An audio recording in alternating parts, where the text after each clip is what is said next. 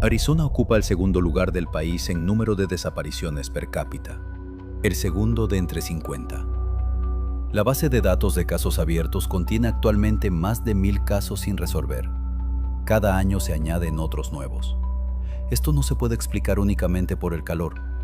Tampoco se debe solo a los turistas que subestiman el desierto, porque entre los desaparecidos hay geólogos experimentados, cazadores locales y personas que conocen estos lugares desde hace años. Entre los lugares donde desaparecieron se encuentran las montañas a 40 kilómetros de Phoenix, que se ven directamente desde los centros comerciales de las afueras. Entonces, ¿qué está pasando en el desierto de Sonora? Antes de hablar de casos concretos, es importante entender una cosa. El desierto de Sonora no es solo un espacio natural, es un lugar con una historia que precede a la llegada de los colonos europeos. Hace más de 1000 años, la civilización Hohokam prosperó aquí. Construyeron un sistema de riego increíblemente complejo con cientos de kilómetros de canales. Vivieron aquí durante generaciones, conocían cada fuente de agua y se adaptaron al calor mejor que cualquier otro pueblo de la región. Y entonces, alrededor del siglo XV, desaparecieron. No se dirigieron al norte ni al sur, desaparecieron como civilización. Todo lo que queda son rastros de canales, fragmentos de cerámica y una pregunta sin respuesta. ¿A dónde se fueron? Los apaches, que vivieron aquí después de los Hohokam, dejaron una estricta regla oral. No se debe entrar en ciertos lugares de las montañas y el desierto, sin explicaciones. Simplemente no lo hagas y ya está. Las expediciones españolas de los siglos XVI y XVII eludieron las montañas Sueveri. Fueron los apaches quienes se lo explicaron. Ese conocimiento no ha desaparecido. Simplemente dejó de transmitirse cuando llegaron los buscadores de oro. Las montañas Suweveri se encuentran a 40 kilómetros al este de Phoenix. Hay senderos señalizados, hay aparcamientos y los fines de semana acuden cientos de personas. Un típico lugar de excursión de fin de semana. Eso es lo que parece en el mapa. Desde el año 2000, al menos 18 personas han muerto o desaparecido sin dejar rastro aquí en circunstancias que solo han sido parcialmente explicadas por los informes oficiales. Una media de 4 o 5 personas al año. Lo que hace que estos casos sean extraños no es el hecho de que se produzca una muerte en las montañas en sí. Las montañas matan a personas, esa es una realidad. Lo extraño reside en los detalles. Los cadáveres se encuentran en zonas que los equipos de búsqueda ya han peinado. No se limitaron a pasar por allí, sino que las peinaron específicamente cuadrícula por cuadrícula. En un caso, el cadáver fue descubierto por un excursionista cualquiera que alzó la vista y lo vio en una grieta de la roca a 18 metros de altura, a 3 kilómetros del puesto de mando de la búsqueda, en un cañón por el que los equipos habían pasado docenas de veces a lo largo de 2 años. En varios casos, los cadáveres fueron encontrados con botellas de agua llenas en sus mochilas. La causa oficial de la muerte es la deshidratación. Las brújulas y los dispositivos GPS comienzan a fallar en ciertas zonas de las montañas. Los investigadores atribuyen esto al basalto volcánico que compone las montañas. Contiene magnetita y crea anomalías magnéticas locales. La explicación es físicamente válida, pero también significa que confiar en los instrumentos de navegación aquí no es fiable, y no hay advertencias al respecto en los mapas turísticos. En la historia de las montañas Suweveri, hay un hilo conductor que se extiende desde el siglo XIX hasta nuestros días. La leyenda de la mina perdida del holandés.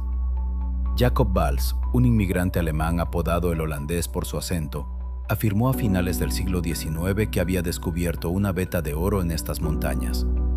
Antes de morir en 1891, intentó explicar exactamente dónde estaba, pero falleció antes de terminar su explicación. La gente lleva más de 100 años buscando esta mina desde entonces. Algunos de los que se lanzaron a su búsqueda nunca regresaron. En 1931, el funcionario jubilado Adolf Ruth partió hacia las montañas con unos mapas que, según él, indicaban la ubicación de la mina. 6 meses después se encontró su cráneo, con 2 agujeros de bala. El cuerpo yacía a casi 1 kilómetro del cráneo. Nunca se identificó a ningún sospechoso. En 2009, Jesse Keppen, de Denver, Partió hacia las montañas Subeir con el mismo objetivo, encontrar la mina. Desapareció. Sus restos no se encontraron hasta 2013. En 2010, 3 hombres de Utah también se dirigieron allí. Los 3 desaparecieron. Los cuerpos de 2 de ellos fueron hallados en enero del año siguiente. La causa oficial de la muerte fue la hipotermia. 3 hombres adultos y experimentados murieron de hipotermia en las montañas cercanas a una de las ciudades más cálidas de Estados Unidos. El 13 de marzo de 1997, ocurrió algo sobre Arizona que no puede explicarse a partir de una sola fuente o un solo relato. Se registraron oficialmente al menos 10,000 testigos. Entre ellos había pilotos comerciales, agentes de policía, militares retirados y el piloto con licencia Kurt Russell, que se acercaba a Phoenix para aterrizar esa noche y presentó un informe oficial de aviación.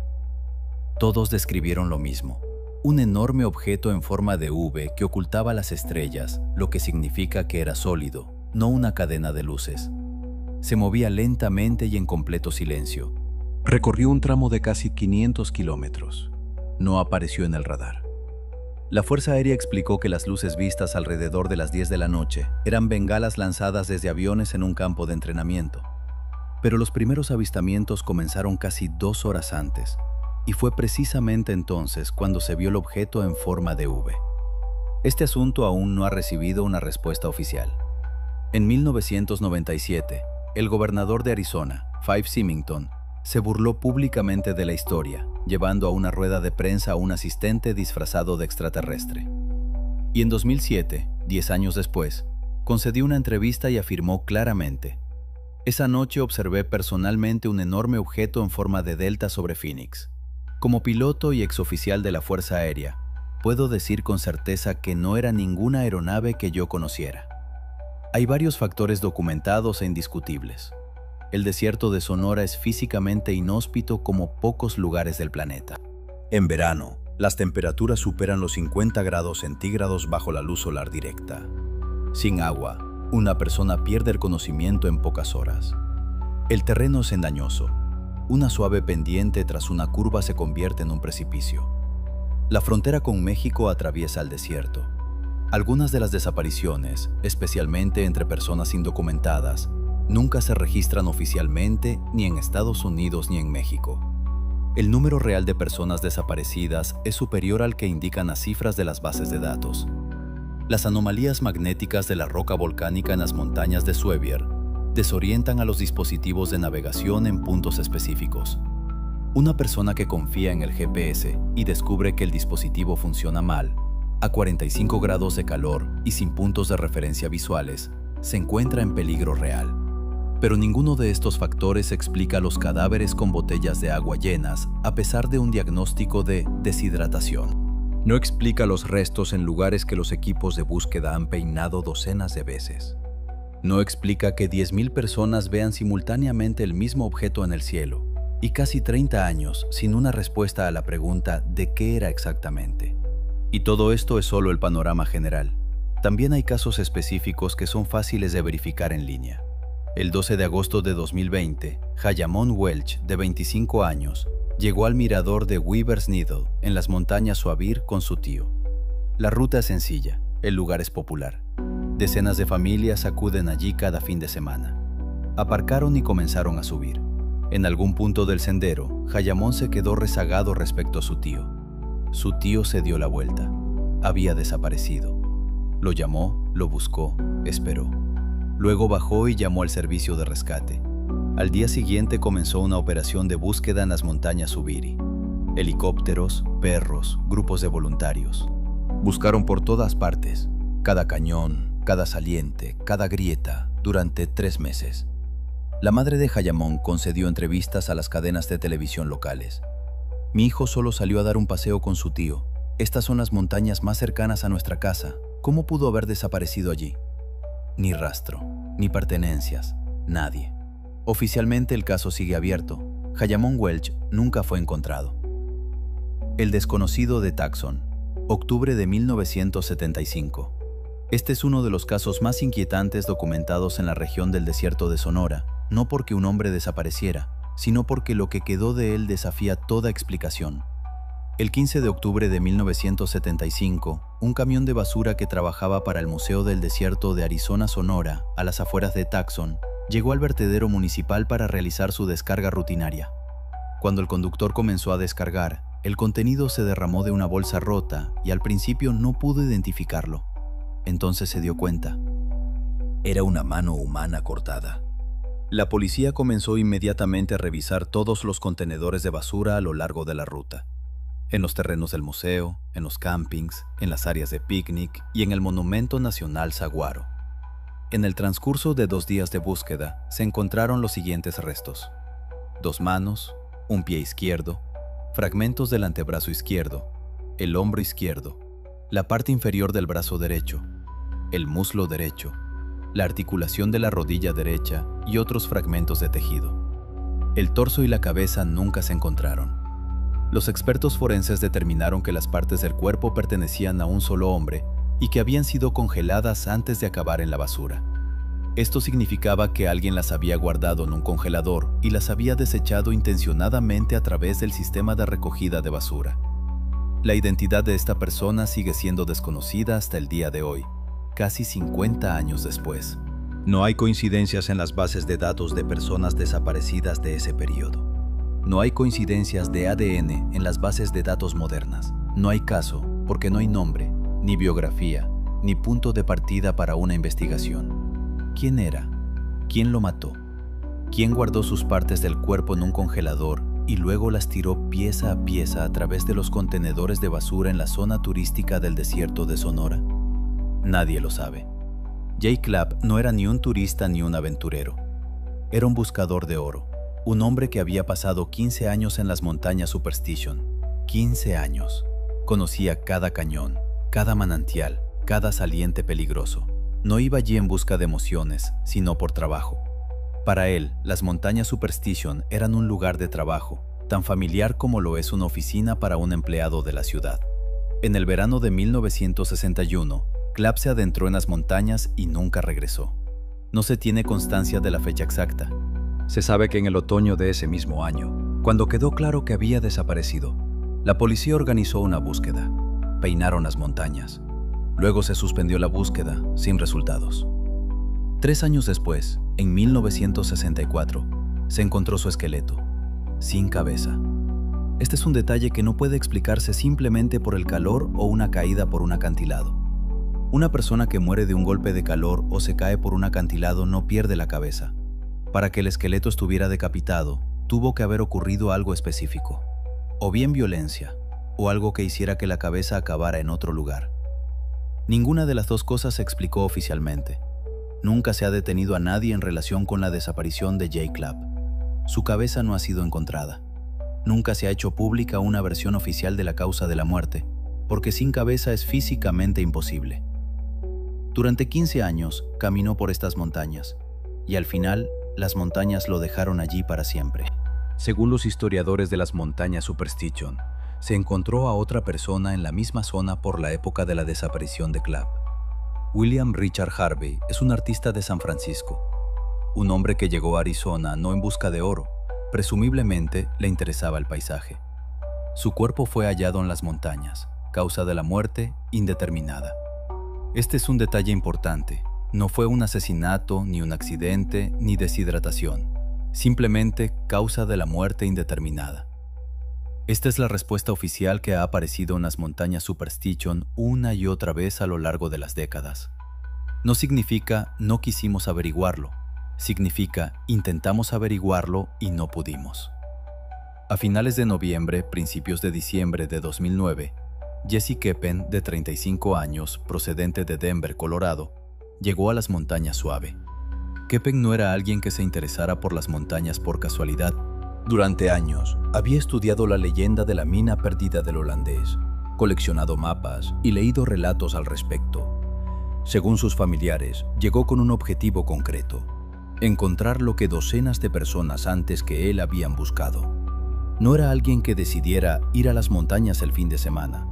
Se trataba de una expedición bien preparada por un hombre que llevaba mucho tiempo planeando precisamente esto. Keppen no regresó. Se denunció su desaparición, se organizó una búsqueda. Los equipos trabajaron en las montañas, peinando senderos, inspeccionando cañones, revisando fuentes de agua y campamentos. No hubo resultados. La búsqueda continuó, luego se suspendió, después se reanudó. No se encontró a Kepen. En noviembre de 2012, exactamente 3 años después de su desaparición, una organización local de búsqueda y rescate descubrió su cuerpo. Estaba encajado en una grieta de la roca. Este no es un lugar al que una persona se metería por su cuenta, ya sea por accidente o a propósito. Una grieta es una estrecha fisura vertical en la roca. Un cuerpo no acaba allí como resultado de una caída o de la desorientación. Para acabar en una grieta, hay que meterse allí con esfuerzo o ser colocado allí. La versión oficial es que fue un accidente. No se explicó exactamente cómo acabó el cuerpo en la grieta por accidente. Y otra cuestión, 3 años. Las montañas Subever no son una tundra ártica inaccesible. Son una región montañosa a 40 kilómetros de la tercera ciudad más grande de Estados Unidos, con senderos señalizados y turistas habituales. ¿Cómo permaneció el cuerpo en la grieta durante 3 años a pesar de las búsquedas activas? No hay respuesta. El 11 de julio de 2010, 3 hombres partieron hacia las montañas Subever: Curtis Merbort, Ardy Charles y Malcolm Mix. Los 3 eran de Utah. Su objetivo era el mismo que el de Kepen: encontrar la mina perdida del holandés. Ninguno de los 3 regresó. La operación de búsqueda fue masiva. Las montañas de esa zona fueron peinadas por helicópteros y equipos de tierra, sin resultado. En enero de 2011, 6 meses después de su desaparición, se encontraron los restos de 2 de ellos. Causa oficial de la muerte: hipotermia. Los restos que se cree que pertenecen al tercer hombre se encontraron por esas mismas fechas. Hipotermia en las montañas cerca de Phoenix. Hay que decirlo en voz alta para darse cuenta de lo extraño que es. Phoenix es una de las ciudades más calurosas de Estados Unidos. Incluso en invierno, en enero, las temperaturas diurnas en esta región rara vez bajan de 0 grados. Las montañas Superstition no son Alaska, ni tampoco son los picos de Colorado con sus cumbres de más de 5.000 metros. Se elevan a unos 1.500 metros sobre el nivel del mar. La hipotermia es posible allí por la noche en determinadas condiciones, especialmente si una persona está mojada, agotada y sin refugio.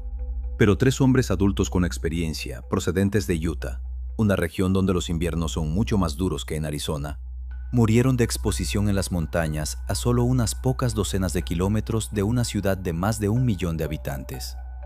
Esta versión es técnicamente posible, pero no explica por qué se les buscó durante 6 meses y no se les encontró. Este es uno de los casos más recientes y más inexplicables de las montañas Superstition, y sigue sin resolverse hasta el día de hoy. Este caso es quizás el más inexplicable físicamente de todos los documentados en las montañas Superiore. Se menciona sin revelar el nombre completo, precisamente porque los detalles son demasiado extraños, y sin un nombre es imposible realizar una investigación oficial. Un hombre se adentró en las montañas. Lo buscaron durante 2 semanas. Helicópteros con cámaras térmicas. 60 voluntarios peinaban los cañones utilizando un sistema de cuadrículas. Perros. Sin ningún resultado. 25 meses después, más de 2 años después, un turista cualquiera caminaba por un cañón que los equipos de búsqueda habían recorrido docenas de veces durante esas 2 semanas. Levantó la vista.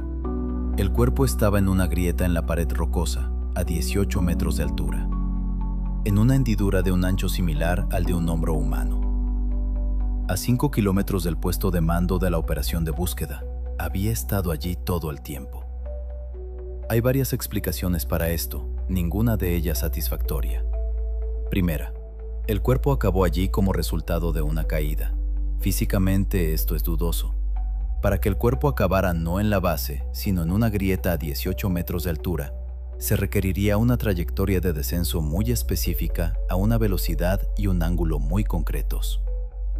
Segunda, el hombre trepó hasta allí por su propio pie, tal vez en un delirio o en un estado de desorientación extrema. Teóricamente posible, pero no explica por qué la cámara térmica del helicóptero no lo detectó en los 2 primeros días, cuando el cuerpo aún estaba caliente. Tercera, lo colocaron allí. Esta es la única explicación que resuelve todas las cuestiones físicas y abre las de carácter criminal. El caso sigue sin resolverse. En las montañas de la Superstición hay una carpeta aparte con historias, no sobre los que desaparecieron, sino sobre los que sobrevivieron y regresaron. Durante décadas, cientos de turistas han insistido en lo mismo sin haberse consultado entre sí. Una luz extraña en lo profundo de los cañones, sin origen. No es ni el reflejo de la luna ni las linternas de los rescatadores, sino puntos vivos y pulsantes. Sonidos que no pueden atribuirse ni al aullido del viento ni a los gritos de los animales. Pero lo más inquietante es la sensación colectiva de estar siendo observados. Casi todos los grupos que se han atrevido a pasar allí la noche describen una sensación escalofriante. Nos están observando. Los escépticos apuntan a la magnetita, diciendo que los acantilados de basalto desorientan a las brújulas y pesan sobre la psique. Pero las rocas no pueden brillar ni emitir sonidos. Los apaches llamaban a este lugar Silnchacián y nunca iban allí después del atardecer. No por los depredadores, allí no hay ninguno. Lo sabían, por la noche, en estas montañas, entran en vigor reglas para las que aún no tenemos palabras.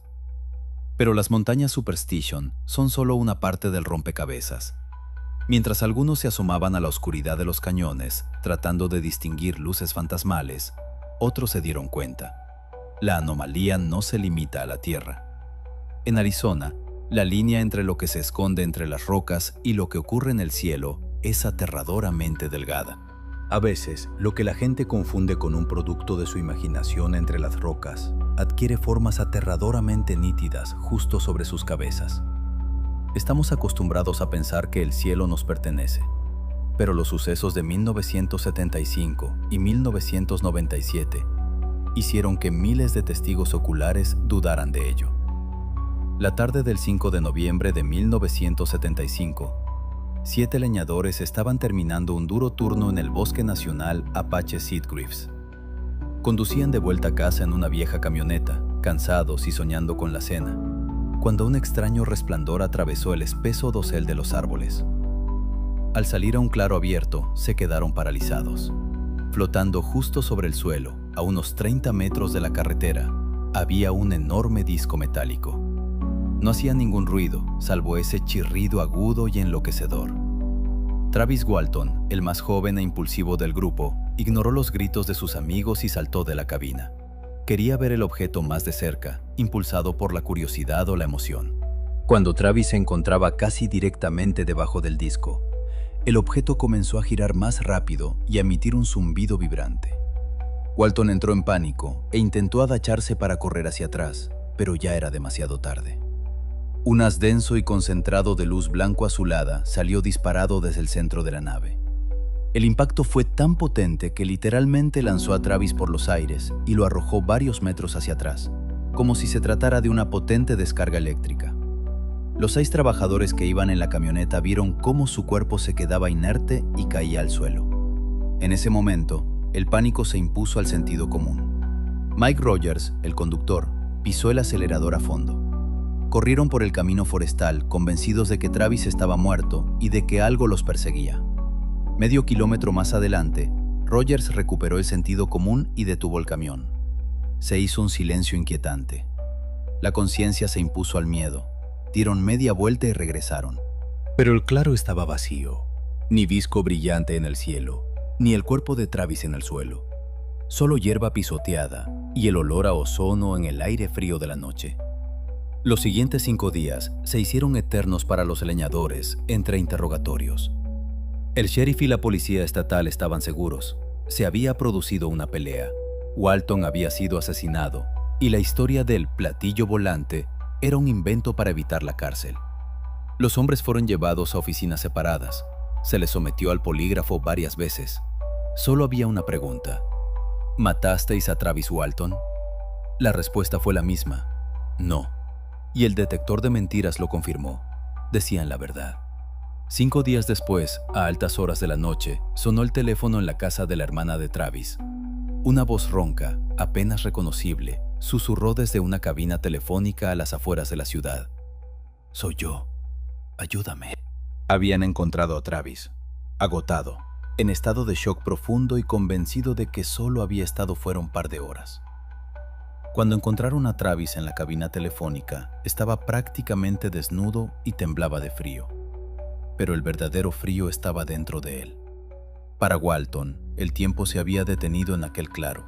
Estaba seguro de que no habían pasado más de 15 o 20 minutos desde que el rayo le había alcanzado. Cuando le dijeron que todo el estado llevaba 5 días buscándole, se negó a creerlo. Lo que relató más tarde, bajo hipnosis y durante innumerables entrevistas, sigue considerándose uno de los relatos de primera mano más detallados. Travis recordó haber recuperado el conocimiento en una habitación estrecha y estéril con luz tenue. 3 de ellos se inclinaban sobre él. No eran los hombrecitos verdes de los dibujos animados. Walton los describió como criaturas bajas con ojos enormes y sin pupilas y una piel lisa, parecida al pergamino. Aterrorizado, empujó a uno de ellos y trató de escapar. En el compartimento adyacente vio algo aún más extraño. Criaturas que parecían humanos pero eran más altas, más atléticas y mantenían un silencio absoluto y escalofriante. No se comunicaban con la voz, pero Travis sintió que su voluntad ya no le pertenecía. Le colocaron una máscara en la cara, similar a una máscara de oxígeno, y volvió a caer en la oscuridad. Se despertó al borde de la autopista, contemplando un disco plateado que se elevaba hacia el cielo, el cual, en un abrir y cerrar de ojos, se convirtió en un punto y desapareció. Esta historia podría haber quedado en una simple leyenda urbana, de no ser por un pero. Durante décadas, los escépticos intentaron pillar a los 6 leñadores en una mentira. Se les acusó de alucinaciones colectivas, de consumir sustancias ilegales y de conspirar para cobrar las tarifas de los periódicos. Pero había un problema. En 50 años, ni uno solo de los 6 testigos cambió su testimonio. Ni uno solo cedió antes de morir, ni intentó vender la verdadera versión de los hechos. Pasaron por pruebas de polígrafo, por acoso en sus pequeños pueblos, por carreras arruinadas, pero siguieron insistiendo. Vimos ese rayo y vimos desaparecer a Travis. El propio Walton se ha sometido a pruebas con el detector de mentiras más de 10 veces con los expertos más rigurosos, incluidos los que trabajaron para la CIA. El veredicto siempre ha sido el mismo. El hombre no miente, cree sinceramente lo que dice. Y si ese es el caso, entonces el incidente de Apache Sid Greaves no es solo una historia sobre un secuestro. Es una prueba documental de que los límites de nuestro mundo son mucho más permeables de lo que nos gustaría pensar. Y mientras discutimos sobre la autenticidad de estos relatos, las montañas de Arizona siguen guardando sus secretos. Las luces en el cielo siguen apareciendo exactamente donde menos se esperan. Quizás los apaches tenían razón, y el cielo que nos cubre no es solo vacío, sino un espacio que tiene sus propios amos. Y a veces deciden bajar un poco más. Eso es todo por ahora, amigos. Dale a me gusta si te ha parecido interesante, no por el algoritmo, sino porque cada me gusta nos dice, estas historias son importantes de contar. Porque detrás de cada caso que hemos comentado hoy hay una persona real, una familia real que sigue esperando respuestas, y un caso real que oficialmente sigue abierto. Suscríbete si es tu primera vez aquí. El próximo episodio será igual de interesante. Nos vemos pronto. Permíteme empezar con una pregunta que me he estado haciendo durante meses. Mientras rebuscaba en archivos, leía informes de búsqueda y rescate y veía entrevistas con personas que llevan décadas en este parque. La pregunta es sencilla: ¿a dónde desaparece la gente? ¿Y sabes qué es lo más aterrador? Las personas que han vivido aquí durante 7000 años sabían la respuesta. Llamaban a este lugar La Fauce y bautizaron a la cascada local como espíritu maligno. Prohibían a sus hijos acercarse a ciertas rocas y crearon todo un mapa de lugares a los que no se debía ir. Y luego llegamos nosotros, renombramos todo, construimos aparcamientos y la gente empezó a desaparecer misteriosamente. Esta es la historia de un lugar que hemos convertido en un destino turístico de moda. Este lugar esconde algo que las guías oficiales no mencionan en absoluto. Hoy hablaremos del Parque Nacional de Yosemite. ¿Por qué desaparece la gente aquí? ¿Qué podría estar pasando? ¿Y cuáles son los casos más inexplicables de turistas desaparecidos que esconde este parque? El Parque Nacional de Yosemite se encuentra en el centro de California. Abarca casi 800,000 acres. Esos son aproximadamente 3.200 kilómetros cuadrados de naturaleza salvaje. Acantilados de granito, cascadas, densos bosques de coníferas, prados alpinos y ríos con aguas tan cristalinas que se puede ver cada piedra del fondo. Alrededor de 3,5 millones de personas lo visitan cada año. Es uno de los parques nacionales más visitados del mundo, Patrimonio de la Humanidad de la UNESCO desde 1984, y uno de los pocos lugares del planeta que los fotógrafos califican de imposible de estropear. Da igual hacia dónde apuntes la cámara, obtendrás una foto digna de una postal. Y sin embargo, desde 1909, 33 personas no han regresado oficialmente de aquí. No se trata de personas que fueran encontradas muertas. No son personas cuyos cuerpos se recuperaron del río o se descubrieron al pie del acantilado. Son personas de las que no queda absolutamente nada. Ni restos, ni ropa, ni rastro. Sus casos siguen figurando en la base de datos del Servicio de Parques Nacionales como desaparecidos. Se han suspendido las operaciones de búsqueda activas y se ha dejado de peinar la zona intensivamente, pero los casos no se han cerrado formalmente. Porque es imposible cerrarlos. No hay cuerpo, ni explicación, ni sentencia judicial. Una persona entró en el parque y nunca regresó. Si se cuentan todos los casos documentados de desapariciones en Yosemite desde que se tienen registros, incluidos aquellos que finalmente fueron encontrados con vida o muertos, el número supera el millar. 1000 personas, en un solo parque, en poco más de 100 años. Para ponerlo en perspectiva, eso supone aproximadamente una persona cada 40 días a lo largo de un siglo. La primera desaparición registrada oficialmente ocurrió en 1909. El hombre se llamaba Frank Parker Schaeffer y desapareció en la zona de Glacier Point, un acantilado escarpado a unos 2.200 metros sobre el nivel del mar que ofrece una vista panorámica de todo el valle. Nunca fue encontrado. Ha pasado más de un siglo desde entonces y han ido y venido varias generaciones de tecnologías de búsqueda y rescate, desde patrullas a caballo hasta drones con cámaras térmicas, y otras 32 personas han corrido la misma suerte que Schaeffer. Esas son las estadísticas. Ahora hablemos de personas concretas. En 2011, un grupo de excursionistas caminaba por uno de los senderos más populares del parque, la ruta hacia las cataratas Upper Yosemite. Es uno de los lugares más visitados de todo el parque, con cientos de personas subiendo por allí cada día. Uno de los miembros del grupo, George Penza, se quedó rezagado en algún momento. Sus amigos se dieron cuenta casi de inmediato.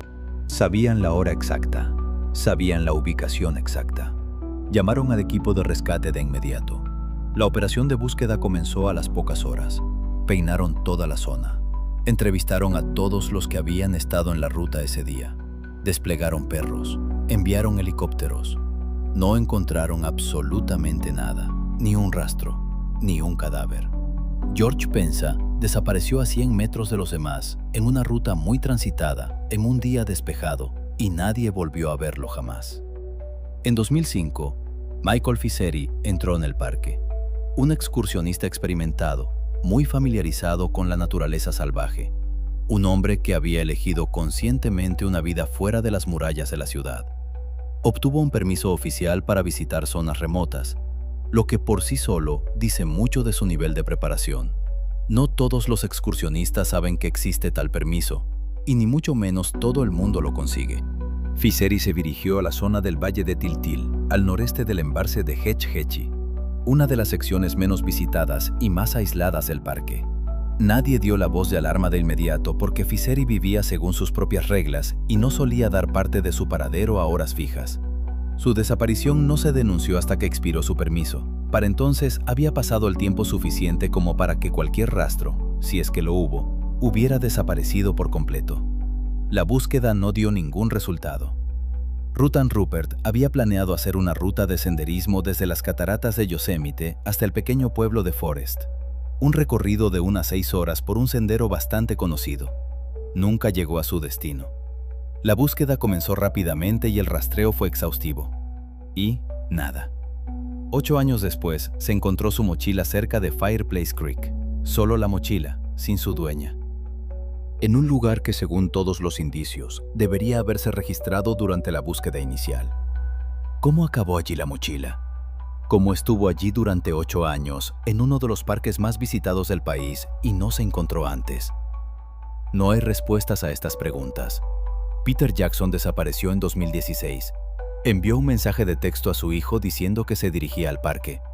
Su coche fue encontrado en el aparcamiento del Camping White Wolf. La tarifa del camping estaba pagada hasta el 21 de septiembre. El propio Jackson desapareció en algún momento entre el 17 y el 21. La búsqueda continuó durante varias semanas antes de pasar a una vigilancia limitada. En agosto de 2019, casi 3 años después de su desaparición, se encontró su mochila cerca de Ackerson Meadow. Otra vez una mochila, otra vez sin la persona, otra vez en un lugar que en teoría debería haberse registrado durante la búsqueda inicial. Peter Jackson sigue sin aparecer. Esto es un patrón. Por favor, fíjense en esto. Las mochilas aparecen años después en lugares que ya han sido rastreados, sin las personas a las que pertenecían. Esto ocurre una y otra vez, y es un detalle que ninguna explicación sobre el terreno difícil puede justificar. Si el terreno es tan intransitable que los equipos de rescate no pueden llegar a ciertos puntos, ¿cómo llegó allí la mochila? Y si la mochila llegó allí, ¿por qué no está allí la persona? Ahora la pregunta importante, ¿qué dice la ciencia oficial? ¿Qué dice el Servicio de Parques Nacionales?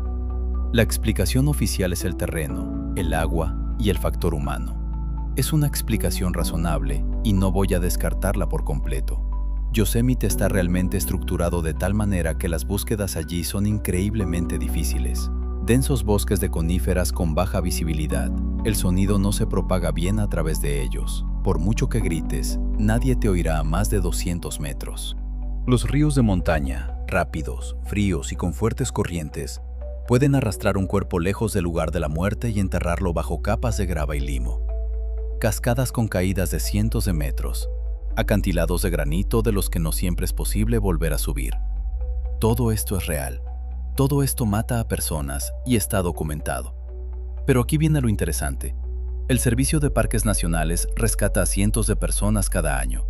Equipos profesionales de búsqueda y rescate, perros adiestrados, cámaras termográficas y helicópteros con cámaras infrarrojas. Todo funciona. La mayoría de los desaparecidos son encontrados, vivos o muertos, pero son encontrados. Entonces, ¿por qué estas 33 personas desaparecieron como si nunca hubieran existido? Y aquí hay un hecho concreto y documentado que me ha perseguido desde el principio de esta investigación. Los perros de búsqueda. Perros de servicio profesionales y adiestrados, capaces de detectar un rastro varios días después de la desaparición de una persona, que trabajan en cualquier condición meteorológica y en cualquier terreno. En varios casos de búsqueda documentados en Yosemite, los perros siguieron el rastro, con seguridad, sin vacilar, hasta cierto punto. Y entonces se detuvieron. Una negativa total a seguir adelante. Los adiestradores no pudieron hacer que continuaran. El rastro terminaba en un afloramiento de granito desnudo, sin ninguna barrera física. Más allá de eso, nada. Ni rastro, ni rastro. ¿Cómo se puede explicar esto? Planteé esta pregunta a varios expertos. Las respuestas fueron inusuales. El granito es un mal conductor del olor, eso es cierto. Un viento fuerte puede desviar el rastro. La lluvia arrastra las moléculas de olor. Todo esto es técnicamente correcto. Pero los perros trabajan en esas condiciones todo el tiempo, y no se detienen así, de forma abrupta, con signos evidentes de incomodidad. Este es un comportamiento completamente diferente para los perros de búsqueda. Un antiguo guardaparques lo describió así. El perro se acercó a un trozo de granito, se quedó quieto, metió el rabo entre las patas y no se movió. No se encontró más rastro. La persona nunca fue encontrada.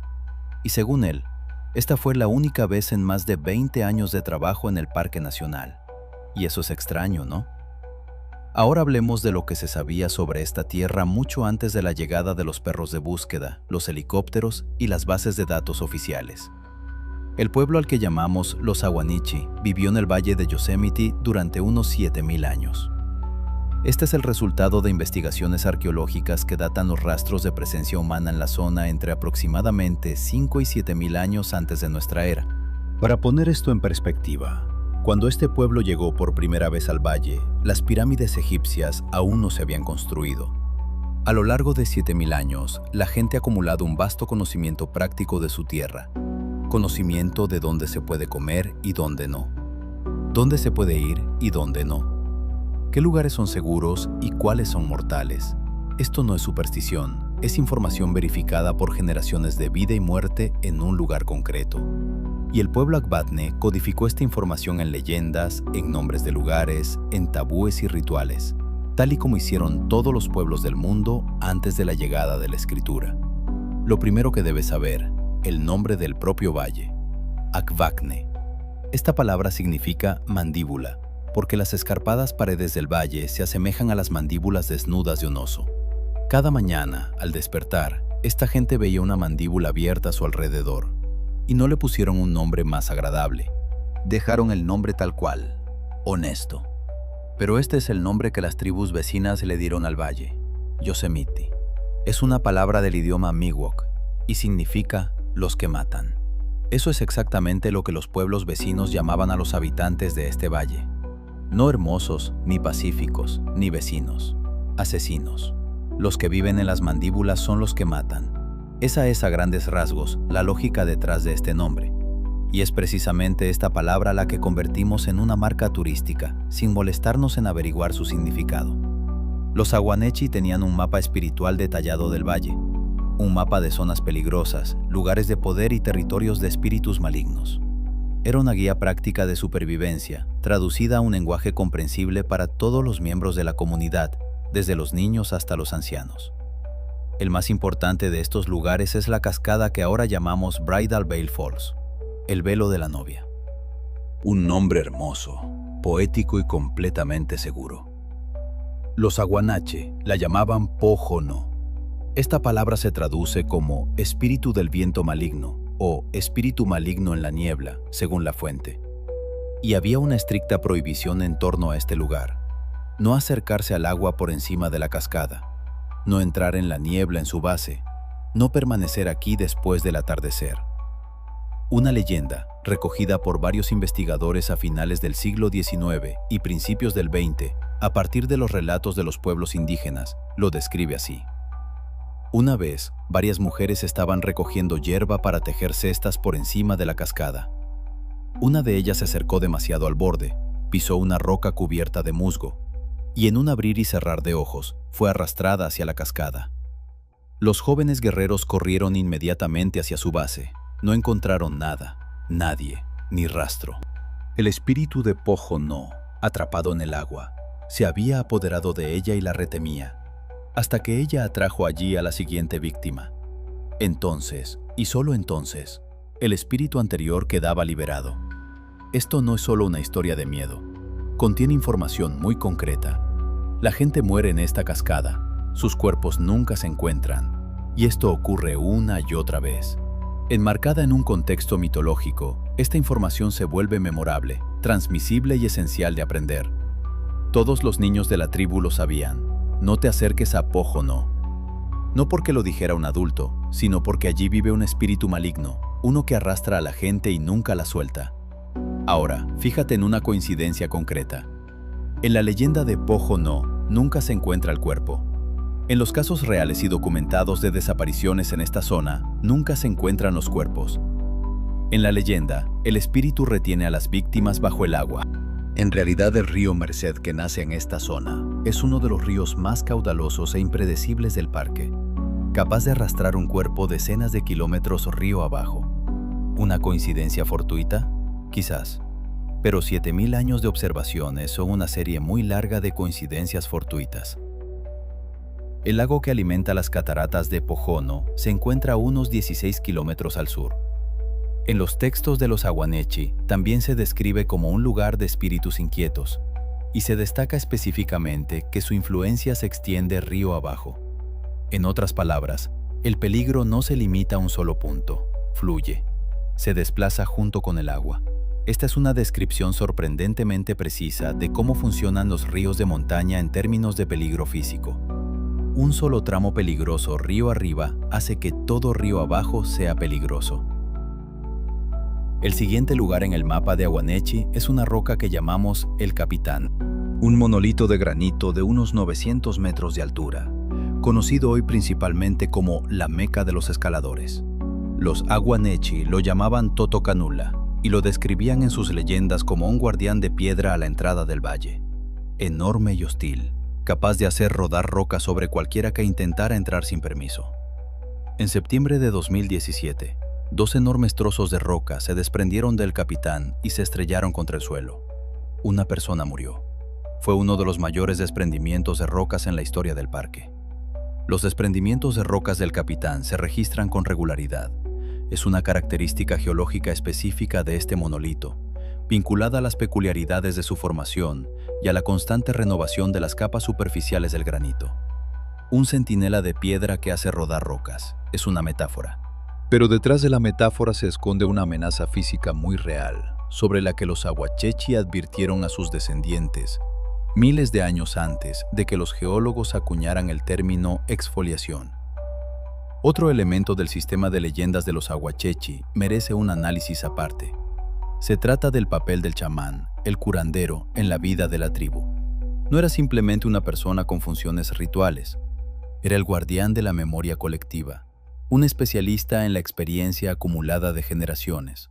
Conocía la historia de cada accidente, recordaba dónde habían perecido las personas y en qué circunstancias. Sabía qué lugares se podían visitar y en qué época del año, y cuáles nunca debían visitarse. Y era el chamán quien actuaba como principal consejero del jefe en asuntos de seguridad tribal. Cuando el último gran jefe de los Aguanechi, Teña, aún era joven, fue el chamán quien lo convenció de regresar al Valle de los Antepasados. Pero al mismo tiempo, le dio una advertencia, que más tarde fue registrada por varios investigadores basándose en relatos de testigos presenciales. Si los jinetes de las tierras bajas llegaban alguna vez al valle, la tribu se dispersaría y sería destruida, y el propio Teña se convertiría en el último jefe de los Akbakne. El chamán acertó hasta en el último detalle. En 1851, soldados del batallón marinos entraron en el valle. La tribu se dispersó. Teña murió, según un relato, apedreado hasta la muerte por miembros de la tribu Payute, que le culpaban de la muerte de sus hijos. Realmente resultó ser el último jefe. Esta profecía, registrada en el siglo XIX, es fácil de explicar racionalmente. El chamán sabía analizar la situación política. Comprendió que la presión de los colonos blancos conduciría inevitablemente a un conflicto. Pero la cuestión no es cómo sabía exactamente el chamán esto. La cuestión es qué más sabía sobre su tierra y qué parte de ese conocimiento se perdió junto con la tribu. Porque ese es precisamente el quid de la cuestión. Cuando los pueblos indígenas de Yosemite fueron expulsados del parque, y esto ocurrió gradualmente a lo largo de varias décadas tras la creación oficial del parque en 1890, de modo que en la década de 1940, la población nativa americana local se había reducido a la mitad. Su conocimiento se fue con ellos. 7,000 años de experiencia práctica en la supervivencia en este terreno específico. Un mapa de zonas peligrosas. Un conocimiento de cómo se comporta esta tierra, dónde mata, cómo lo hace, y cuándo se puede acercarse a ella y cuándo no. Todo esto permaneció en la tradición oral, sin nadie que lo transmitiera. Ahora, hablemos del hombre que intentó crear un nuevo mapa en nuestra época. David Polides es un antiguo detective de la policía de San José con 20 años de experiencia sobre el terreno. A principios de la década de 2010, comenzó a investigar desapariciones en los parques nacionales de Estados Unidos, después de que un guardabosques anónimo, una persona con información privilegiada que no podía hablar abiertamente, le alertara de que algo no cuadraba en ciertos casos. Polides pasó más de 4 años en los archivos, dedicando, según sus propios cálculos, unas 9,000 horas al estudio de los documentos. El resultado fue una serie de libros titulada colectivamente Missing 411. Lo principal que descubrió Polides fue que nadie antes que él había estudiado sistemáticamente los archivos de desapariciones en los parques nacionales en busca de patrones y agrupaciones geográficas. El Servicio de Parques Nacionales no mantenía una única base de datos centralizada de personas desaparecidas. La organización que gestiona un territorio en el que han desaparecido más de 1,000 personas carecía de un sistema centralizado para registrar estos casos. Un hecho que en sí mismo merece un debate aparte.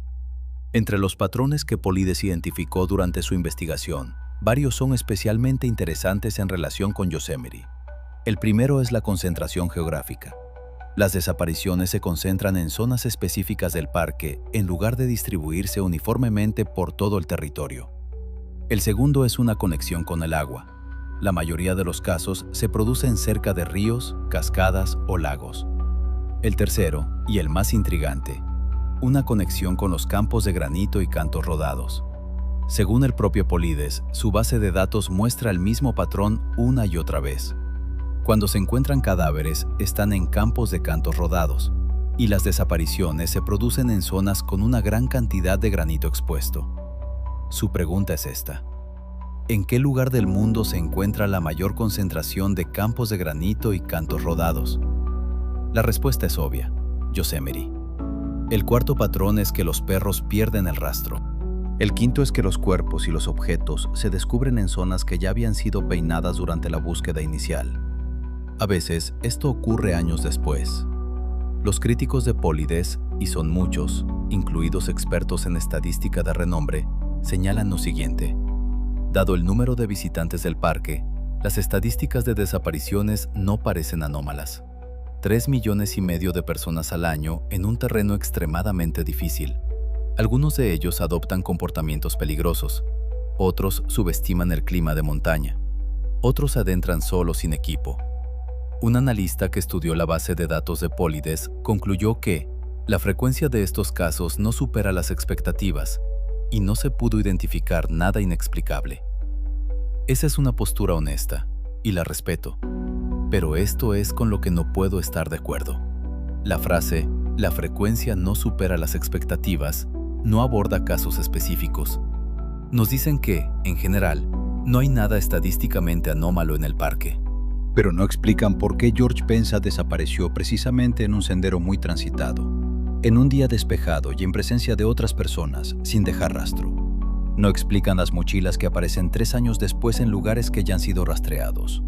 No explican por qué los perros de búsqueda se detienen en ciertos puntos y se niegan a seguir adelante. Las estadísticas funcionan con conjuntos de datos, pero cada una de estas desapariciones involucra a una persona específica, en un lugar específico, en un momento específico.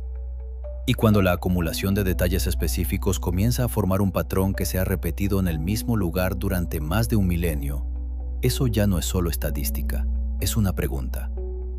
Los monolitos de granito del parque se formaron hace 80 a 100 millones de años durante la actividad magmática a grandes profundidades. Luego los glaciares, enormes, inimaginablemente vastos glaciares de las edades de hielo, cortaron la roca desde arriba y los lados, dejando al descubierto estos monolitos y formando el valle. Cuando los glaciares retrocedieron, quedó una colosal presión residual bajo la montaña, presión que la roca libera gradualmente a través de un proceso llamado exfoliación. Las capas externas de granito, literalmente, se desprenden y caen. Esta es precisamente la razón por la que el granito de Yosemite tiene un aspecto tan limpio y pulido. Se renueva constantemente. Y esa es precisamente la razón por la que los desprendimientos de rocas aquí no son un fenómeno raro, sino una realidad geológica constante. Ocurren con regularidad. En algunos casos se producen de forma repentina, sin señales de advertencia visibles. Pienso en esto en el contexto de las 33 personas desaparecidas. ¿Cuántas de ellas podrían yacer bajo las capas de granito que se deslizaron tras su muerte? ¿Cuántos cuerpos acabaron en grietas que se cerraron? ¿Cuántos quedaron sepultados por desprendimientos que posteriormente quedaron cubiertos por la nieve? Luego se derritieron y volvieron a quedar cubiertos por el pedregal. Y si una persona murió en una zona de actividad intensa, podría haber quedado sepultada por las rocas de tal manera que ningún equipo de búsqueda llegara jamás a ella. No se trata de una explicación mística, es geológica, pero no por ello es menos aterradora. Y ahora, lo más importante que quiero decir al final de esta conversación. Los Akbaknets vivieron junto a este granito durante 7,000 años. Oían cómo crujía por la noche. Veían cómo cambiaban las rocas tras las lluvias. Sabían que zonas eran inestables, que grietas se ensanchaban y que zonas se volvían mortales tras determinadas condiciones meteorológicas. Y tejieron este conocimiento en su mapa espiritual del valle. Aquí caen las rocas, así que aquí vive un guardián de piedra. Aquí la gente se ahoga y nunca se encuentran sus cuerpos. Así que aquí vive un espíritu maligno del agua. Aquí una persona puede quedar sepultada por un desprendimiento de roca sin previo aviso. Así que este es territorio prohibido. Este sistema funcionó durante 7,000 años. La gente escuchaba el mapa. La gente no iba donde no debía. Y la tribu sobrevivió en uno de los paisajes montañosos más desafiantes en Norteamérica. Entonces llegamos nosotros con nuestras guías turísticas. Renombramos el abismo paraíso. Llamamos al espíritu maligno velo de la novia. Abrimos el parque a cualquiera que quisiera visitarlo, sin mapa, sin advertencias, sin 7000 años de conocimiento sobre lo que este lugar puede hacerle a la gente. Y 33 personas nunca regresaron a casa. No pretendo saber qué les pasó. No pretendo que haya espíritus malignos viviendo en el valle. Solo afirmo una cosa. Este lugar es más complejo de lo que nos dicen las guías turísticas. Es más antiguo que nuestros mapas y alberga 33 casos sin resolver, detrás de cada uno de los cuales hay una persona real, con un nombre, una familia y un último mensaje de texto a su hijo, diciendo que se dirigen al parque. Peter Jackson sigue sin aparecer. George Pensa sigue sin aparecer. Michael Fisery sigue sin aparecer. El valle está en silencio, tal y como siempre ha estado. Entonces, ¿qué está pasando realmente en Yosemite? No lo sé, sinceramente. Pero esto es lo que sé con certeza. Tengo 3 posibles respuestas, y ninguna de ellas me satisface del todo. La primera es la más sencilla. Un terreno extremadamente accidentado, ríos de montaña, desprendimientos de rocas y gente desprevenida. 33 casos sin resolver en más de 100 años, con millones de visitantes.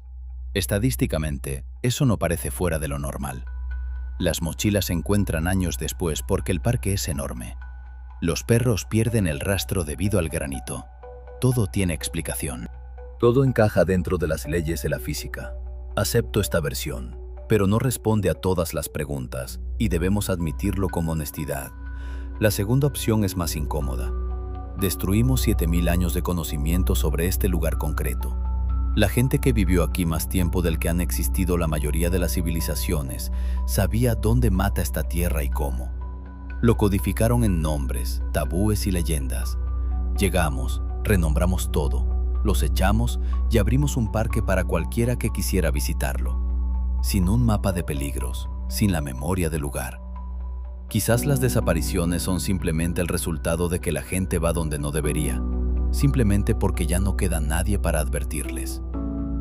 Y una tercera posibilidad, la más difícil de pronunciar en voz alta.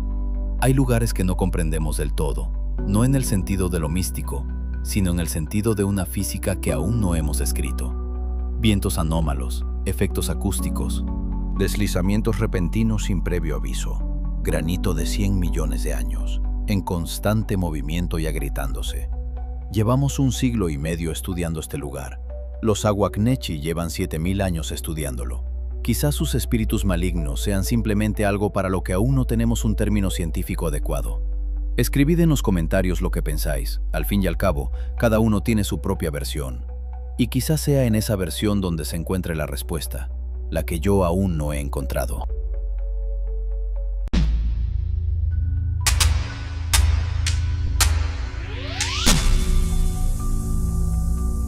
¿Crees que el lugar más espeluznante del espacio postsoviético es el paso de Dyatlov? Ese mismo lugar en los montes Urales, donde en febrero de 1959 murieron 9 excursionistas experimentados en circunstancias aún sin aclarar. El lugar que lleva décadas intrigando a investigadores, ufólogos y simples curiosos de todo el mundo. No, hoy vas a conocer otro lugar. Un lugar que, hasta ahora, sigue viviendo según sus propias leyes, incomprensibles para los humanos. Un lugar al que acuden cada año miles de personas y algunas de ellas no regresan tal y como se fueron, o no regresan en absoluto. Bienvenido al Triángulo de Moyopka. En la frontera entre la región de Perm y la región de Sverdlovsk, en la margen izquierda del río Silva, entre 2 pequeñas aldeas, Molovka y Kamenka, se encuentra un territorio de unos 70 kilómetros cuadrados que los lugareños llevan varias generaciones evitando.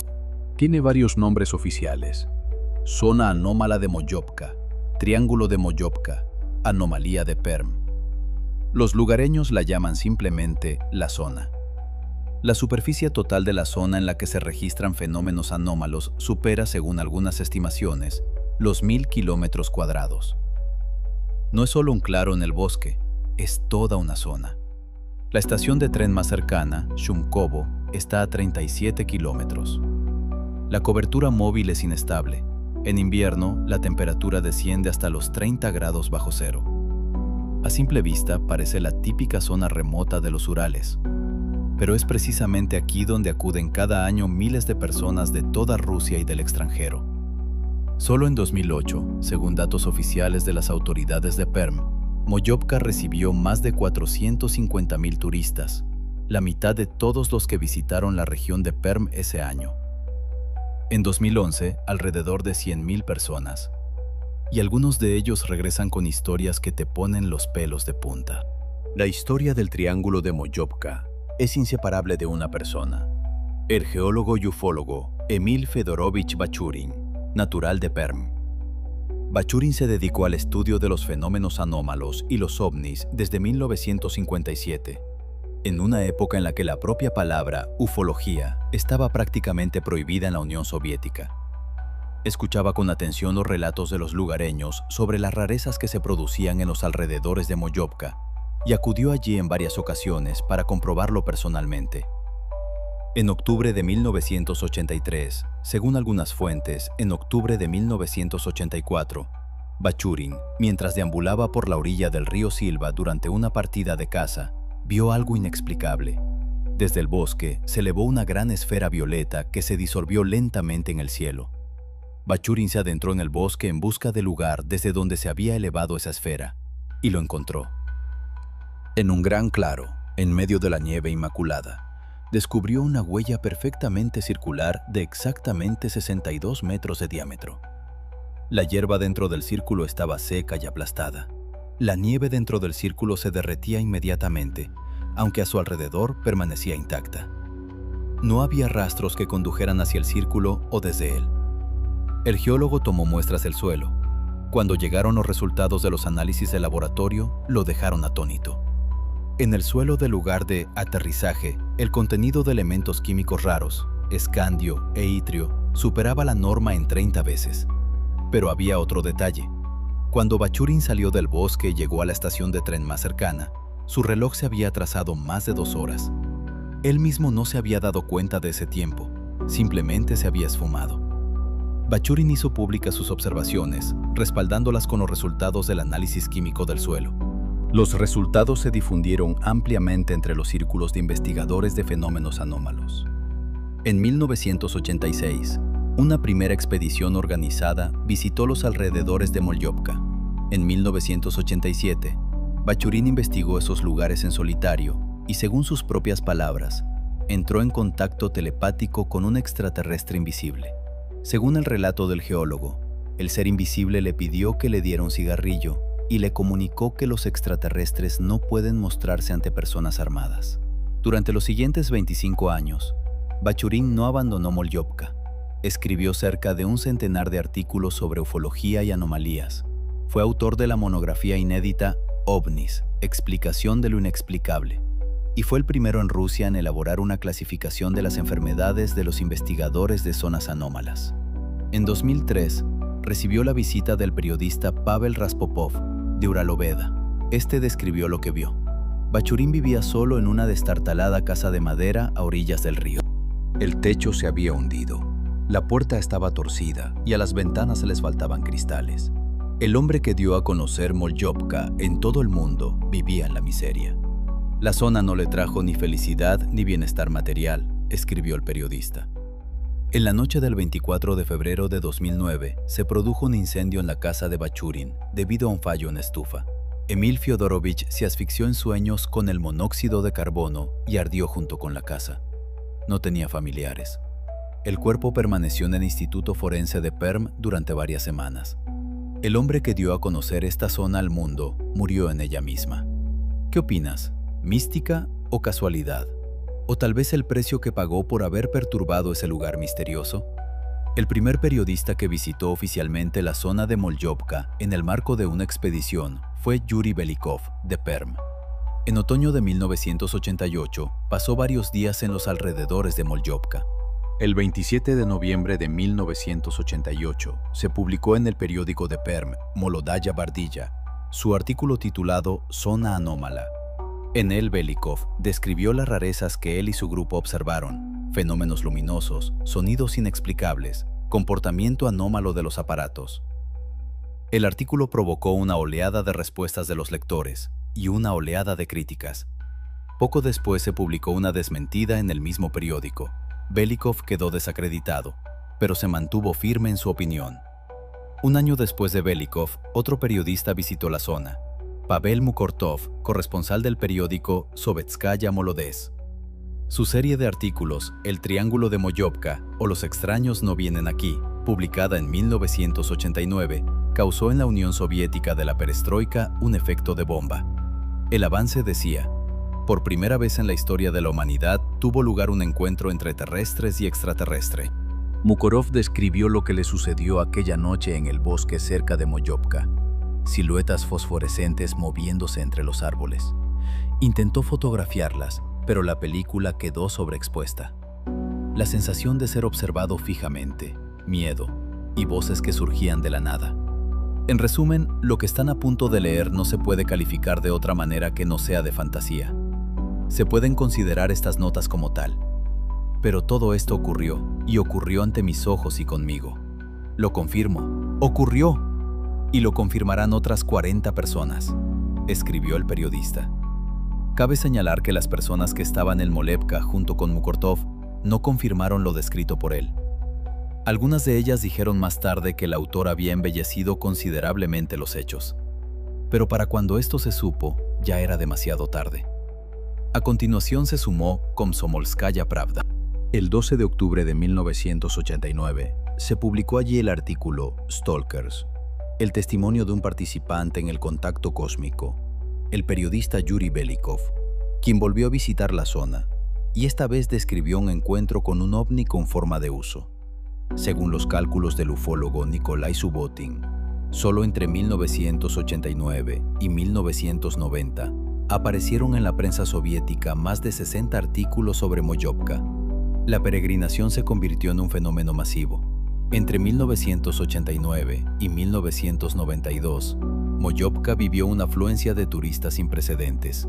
Según las estimaciones de Nikolai Subotin, en los momentos de mayor afluencia podían encontrarse en la zona hasta 500 personas al día. Llegaban de toda la Unión Soviética e incluso del extranjero. Llegaban ufólogos de Moscú y Leningrado, periodistas del Báltico, entusiastas de Siberia. En una de las temporadas de verano, llegó a Moyopka un grupo de turistas japoneses. Bachurin bromeó después: es más fácil enumerar a quienes no han estado aquí. Probablemente solo faltaron los de Tanzania. Los vecinos no se alegraron de tal revuelo. En la primavera de 1990, apareció en los periódicos locales una carta abierta que desmentía todos los rumores sobre anomalías. La firmaron casi un centenar de habitantes de Moyopka. Todo eso son inventos, decía Pavel, un habitante nativo de Moyopka. Algunos aquí mismos lanzaban globos por las noches. Hagan fotos a gusto. Pero eso ya no podía detener el flujo de gente. Y fue precisamente aquí, en la zona del Triángulo de Moyopka, donde las misteriosas desapariciones dejaron de ser coincidencias aisladas y se convirtieron en una aterradora pauta. La gente se adentraba en el bosque y desaparecía. Algunos regresaban días o semanas después sin recordar nada. Otros desaparecían para siempre. A partir de ese momento, la historia de Moyopka toma un giro verdaderamente inquietante. En 2003, el periodista Pavel Raspopov caminaba desde la estación de Shamari hacia el Triángulo de Moyopka por un camino que bordeaba el bosque. En el arcén vio un cartel, una hoja de hierro clavada a unos palos. En ella se había escrito a mano, sobre un hombre desaparecido con un perro. El hombre había tomado ese mismo camino hacia Moyopka, salió el 5 de agosto y no regresó. Por casualidad, el propio Raspopov también salió precisamente el 5 de agosto. A juzgar por el texto descolorido del cartel, el hombre había desaparecido varios años antes, probablemente a finales de la década de 1990. En el cartel no figuraba ni el nombre ni los apellidos, o se habían borrado con el paso del tiempo. Nadie en los pueblos de los alrededores sabía decir si lo habían encontrado. El camino a Moyopka está muy transitado, cientos de personas la recorren cada año. Perderse en ella es prácticamente imposible. Sin embargo, el hombre y el perro desaparecieron. El siguiente caso documentado se describe en una entrevista concedida por Nikolai Subotin, director de la sucursal de Perm de la Estación Rusa de Investigación Ufológica RUFORS, a la publicación 59.ru en 2008. Durante una expedición a Molyopka en 1991, uno de los participantes, un ufólogo experimentado cuyo nombre Subotin no revela, observó un plasmoide, una esfera luminosa de pequeño tamaño que flotaba sobre el suelo. Impulsado por la curiosidad científica, el investigador metió la mano en el objeto. El resultado fue aterrador. Una potente descarga eléctrica. La mano se le entumeció. El ufólogo no pudo moverla durante 2 días. Se documentó el impacto físico del plasmoide sobre un organismo vivo, pero nunca se descubrió la naturaleza del objeto. En 2005, partió hacia la zona una expedición compuesta por 3 investigadores, Valery Yakimov, Vyacheslav Karlamov y Alexander Fedenev. Su objetivo era la búsqueda de un supuesto objeto militar. Según los datos disponibles, en la época soviética existía en esa zona un objeto secreto, cuyos rastros habían observado diversas expediciones en el bosque. Cimientos de edificios, restos de un aserradero, alambre de púas oxidado. En la zona, que los ufólogos denominaban Cosmodromo, el grupo se topó con una zona del bosque con claros indicios de una tala característica. Las partes superiores de los troncos de los árboles estaban rotas siguiendo una línea horizontal perfectamente recta. Los árboles adyacentes, sin embargo, permanecían intactos. Los participantes en la expedición no pudieron explicar qué fue exactamente lo que partió las copas de los árboles precisamente a esa altura, precisamente en línea recta, dejando intactos los árboles vecinos. En esa zona, los 3 experimentaron desorientación. Los instrumentos se comportaban de forma inestable. Yakimov describió la sensación de caminar en círculos. A pesar de que el grupo se desplazaba en línea recta, no encontraron ninguna instalación militar, pero encontraron algo más. Un cuadrado característico formado por troncos viejos, claramente trabajados, bajo una capa de hojas y musgo. Los restos de lo que podría ser un cimiento o el techo de una estructura subterránea. No se logró encontrar pruebas documentales de lo que hubiera habido allí. El fotógrafo Alexander Shatunov, que visitó en repetidas ocasiones la zona de Molyopskaya a principios de la década de 1990, describió varios casos que observó personalmente o capturó en película. Uno de sus documentos más famosos es una serie de fotografías nocturnas en un claro que los investigadores apodaron el Claro del Terror. Shatunov fotografió el bosque oscuro. Al revelar la película, se descubrieron siluetas en las fotos, figuras antropomórficas que no se veían durante la toma. Varias fotos resultaron parcialmente expuestas con franjas geométricamente regulares, sin causa aparente. En ese mismo claro, un grupo de 7 personas experimentó simultáneamente lo que más tarde cada uno de ellos describió por separado como una sensación repentina de presencia ajena. La sensación de que les observaban desde todas partes. Varias personas sintieron debilidad y 2, un fuerte vértigo. Los instrumentos registraron un campo electromagnético anómalo. Los síntomas desaparecieron tan pronto como el grupo abandonó la pradera.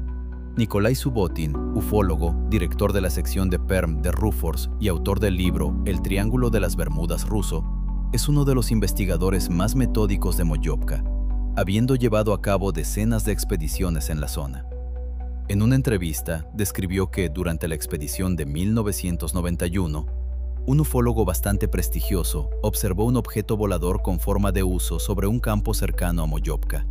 El objeto se movía en silencio, a baja altura y contra el viento. El intento de fotografiarlo provocó que la cámara dejara de funcionar. El objetivo no respondía a los mandos. Subotin también describió un caso de su propia experiencia. Durante un turno de guardia nocturno en la pradera central, observó una esfera plateada que se cernía sobre el límite del bosque. La esfera permaneció inmóvil durante unos 4 minutos. Luego se alejó en dirección horizontal y desapareció. Todas las grabaciones de video realizadas esa noche presentaban defectos precisamente en los fragmentos donde se debería haber captado la esfera. Pavel, un vecino de la zona que había llevado a turistas a la zona en numerosas ocasiones, contó que una vez acompañó allí a un grupo de monjes tibetanos. Estos permanecieron en la zona varios días. A su regreso no contaron nada, no porque no hubiera pasado nada, sino porque, según ellos, lo que habían visto no estaba destinado a oídos ajenos. Los monjes se marcharon en silencio. Pavel es escéptico, convencido de que la fama anómala de Molyopka es exagerada. Pero este caso le hizo reflexionar. En los archivos de la estación ufológica Rufors se conservan testimonios escritos de varios grupos de turistas que describen un fenómeno idéntico: la pérdida de tiempo. El patrón es el mismo en todos los casos. Una persona o un grupo de personas se encuentra en la zona. En algún momento pierden la orientación, experimentan desorientación o un apagón momentáneo. Después, todo vuelve a la normalidad, pero el reloj indica que ha transcurrido mucho más tiempo del que parece subjetivamente. La variación del tiempo perdido en los testimonios, de 40 minutos a 5 horas. En uno de los casos documentados de 1993, un grupo de 4 personas de Ekaterimburgo acampó en la pradera central. Por la noche, 3 de ellos se despertaron con la clara sensación de que había alguien fuera. Salieron. No había nadie. Volvieron a las tiendas. Según su percepción, había pasado alrededor de media hora. Según los relojes, habían pasado 3 horas y 20 minutos. El cuarto miembro del grupo no se despertó durante ese tiempo y no oyó nada. Tras décadas de estudio de la zona, los stalkers y los investigadores han dado nombre a los puntos más activos. El Claro Central. El principal punto de reunión de todas las expediciones, a 5 kilómetros al sur de Molyovka. Es aquí donde se acampa y es aquí donde se registran con mayor frecuencia las anomalías luminosas. Es desde aquí donde comienzan la mayoría de las extrañas historias documentadas. Claro de Yuris. Lleva el nombre de un habitante de Riga, uno de los primeros investigadores de la zona. Según muchos visitantes, aquí se pueden oír sonidos sin origen aparente. Un zumbido, un susurro, el ruido lejano de un motor, aunque la carretera más cercana está a varios kilómetros. Fue precisamente aquí donde Muhortov describió su encuentro con siluetas fosforescentes. Biselki, claro, con una caseta de guardabosques abandonada. El ufólogo Subotin descubrió aquí una zona con árboles anómalos, de baja estatura, de forma geométrica regular y con hojas inusualmente brillantes. El bosque de los druidas. Cuando Subotin intentó fotografiar con flash la estufa derruida del interior de la caseta, las cámaras dejaron de funcionar. La pirámide. Una pequeña colina de forma irregularmente regular. Cerca de ella, los instrumentos registran invariablemente un fondo electromagnético elevado. Algunos investigadores creen que bajo la colina hay una cavidad artificial. El barranco espeluznante. Un profundo barranco entre la pradera central y la pradera de Yuriza. Incluso entre los investigadores más experimentados, pocos se atreven a bajar allí por la noche. Los lugareños lo evitan. Cabina telefónica. Una curiosa anomalía. Una pequeña zona de 2 por 2 metros, en cuyo interior el nivel de señal del teléfono móvil alcanza repentinamente su máximo, a pesar de que en el resto de la zona no hay cobertura en absoluto. No se ha encontrado una explicación oficial a este fenómeno. Claro Cosmódromo. Lugar donde se supone que se encontraba una instalación militar soviética. Aquí todavía se pueden encontrar cimientos de edificios, restos de un aserradero y trozos de alambre de púas oxidado. En la época de Stalin se construyó aquí un campo para presos políticos. La zona de Molyovskaya se encuentra en una zona con varias fallas tectónicas activas. Los geólogos que han trabajado aquí han registrado una serie de características que podrían explicar parte de los fenómenos observados. El movimiento del cuarcita en las fallas genera un efecto piezoeléctrico, es decir, la presión mecánica de la roca produce un campo electromagnético.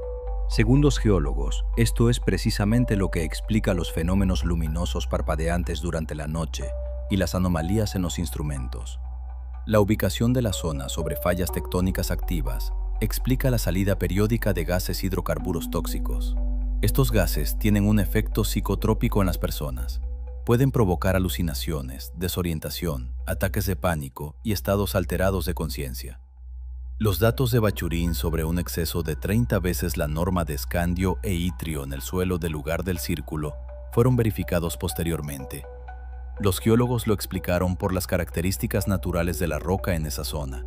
Las fallas tectónicas y las características del relieve pueden generar infrasonidos, oscilaciones sonoras por debajo de los 20 hercios que el oído humano no percibe, pero que afectan al sistema nervioso.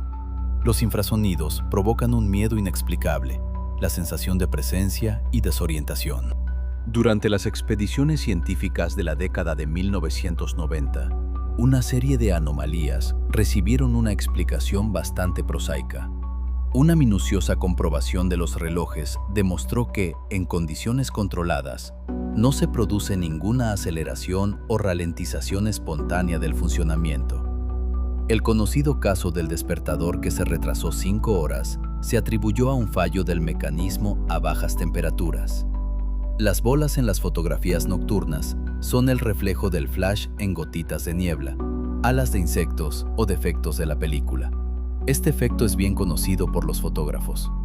A finales de la década de 1980, geólogos de Perm llevaron a cabo un experimento. Enterraron varios kilogramos de imanes en distintos lugares de la zona. Tras ello, el número de anomalías con brújulas y objetos metálicos aumentó drásticamente. Cuando se supo del experimento, el escándalo se silenciará rápidamente.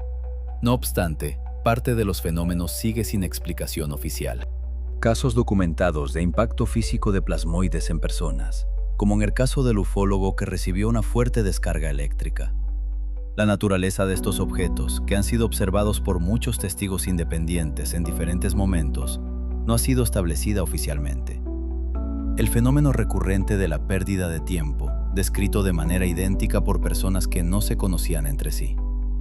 Los gases tóxicos explican las alucinaciones, pero no explican dónde se encontraba físicamente la persona durante el periodo de ausencia. Las expediciones médicas registraron en los participantes un conjunto característico de síntomas: dolores de cabeza, cambios bruscos de presión, debilidad, hinchazón de las piernas y trastornos del sueño. Estos síntomas aparecían en personas que no conocían de antemano la reputación anómala del lugar y no estaban predispuestas a una percepción mística. Entre los testimonios de los habitantes locales, aquellos que han vivido en Molepka toda su vida y hace tiempo que se han acostumbrado a las rarezas, merece especial atención la historia que una anciana le contó a Pavel Mukortov. Ella dijo que había visto personas extrañas sin rostro, de estatura gigantesca, vestidas con túnicas negras ceñidas. Ella no había oído hablar de Mukortov ni de sus artículos, simplemente contaba lo que había visto ella misma. Cabe destacar que, algún tiempo después, ya tras la publicación de Mukortov, 2 hombres de la zona, que no conocían los relatos de esta mujer, describieron a los periodistas exactamente la misma criatura, avistada por ellos mientras segaban en el mismo campo. 3 personas, momentos distintos, la misma descripción. La anciana no leía los periódicos, los hombres que segaban no conocían su relato. Mukortov registró los 3 testimonios de forma independiente entre sí. El Triángulo de Molyovsk, un lugar que no se presta a una definición unívoca. Por un lado, fallas geológicas, gases tóxicos, campos electromagnéticos. La ciencia resuelve parte de las preguntas, y eso es honesto. Pero esto es lo que no resuelve. 3 personas desconocidas describen, en momentos distintos, a la misma criatura. Un geólogo pierde 2 horas y eso queda registrado. Un hombre con un perro sale del pueblo y desaparece. Un hombre que ha dedicado un cuarto de siglo a este lugar muere allí en soledad. Se podría decir que son coincidencias, sugerencia colectiva. La prensa soviética, que necesitaba sensacionalismos en una época de estantes vacíos. Todo eso es cierto, en parte. Pero hay una pregunta incómoda que queda tras todas las explicaciones racionales.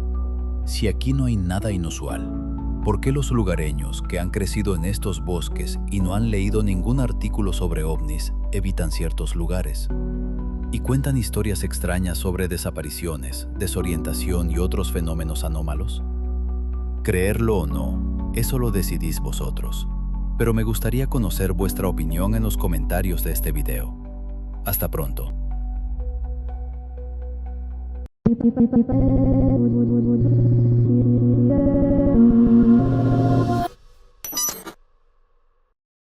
Hay un lugar en el mapa que no existe oficialmente. Ninguna autoridad marítima del mundo reconoce sus fronteras. Ninguna compañía de seguros lo clasifica como zona de riesgo específica. Y ningún libro de texto de geografía destaca su nombre en negrita. Y sin embargo, en los últimos 100 años han desaparecido sin dejar rastro más de 1000 personas, varias decenas de barcos y unos 20 aviones. y la mayoría de ellos se desvanecieron de tal manera que no quedaron tras de sí ni resto, ni manchas de aceite, ni cadáveres, ni una sola señal de socorro. El Triángulo de las Bermudas se ha convertido desde hace tiempo en sinónimo de todo lo inexplicable. Se le relaciona con ovnis y bases submarinas de extraterrestres, con portales a otras dimensiones, con los restos de la Atlántida en el fondo del mar, con experimentos militares secretos y con seres de los que la ciencia oficial prefiere no hablar en voz alta. Los escépticos responden que no hay ninguna anomalía, sino que simplemente los periodistas llevan décadas avivando el pánico en torno a catástrofes marítimas comunes. El mercado de seguros, Lloyd's of London, no considera que esta zona sea especialmente peligrosa. La Guardia Costera de Estados Unidos niega oficialmente cualquier actividad sobrenatural en la región. Pero esto es lo interesante. Esas mismas fuentes oficiales siguen sin poder explicar dónde desaparecieron 15 aviones y 14 tripulantes en diciembre de 1945.